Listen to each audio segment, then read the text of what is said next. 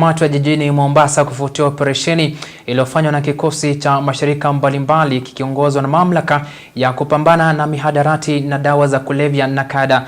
Takriban gramu 200 za heroin zinazokadiriwa kugharimu shilingi milioni 4 zinakisiwa zikinaswa wakati wa msako huo, kulingana na mkurugenzi mkuu wa NACADA na Anthony Omerikwa. Kamishna wa kaunti ya Mombasa Mohamed Nur, mmoja wa washukiwa Charles Onderi, amekuwa akisakwa na maafisa wa polisi kwa muda mrefu, huku maafisa wa usalama wakitajwa kukamatwa kwake kama hatua kubwa katika vita dhidi ya ulanguzi wa mihadarati katika eneo hilo.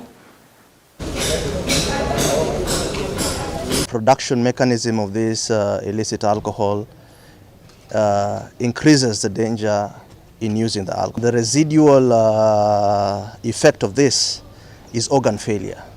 So ningependa kuwasihi wananchi, mkikunywa hizi pombe hakikisha mmejua it is a genuine alcohol.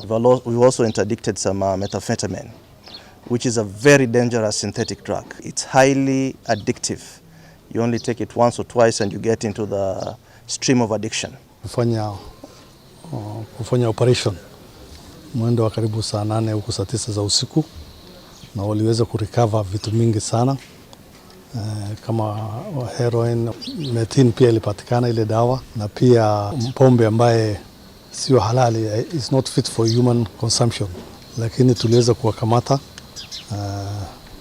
na saa hii wako ndani. Tuliweza kuingia kwa boma ya huyu jamaa ambaye anaitwa Charles Ongeri, na wakati walifika huko waliweza kumkuta actively akiwa anapika pombe haramu. Ilipatikana pia na implements za kutengeneza hiyo pombe. Kulikuwa na mitungi, kulikuwa na chupa ambazo ana package. Pia kulikuwa na fake KRA stamps ambazo anatumia kubrand hizo pombe.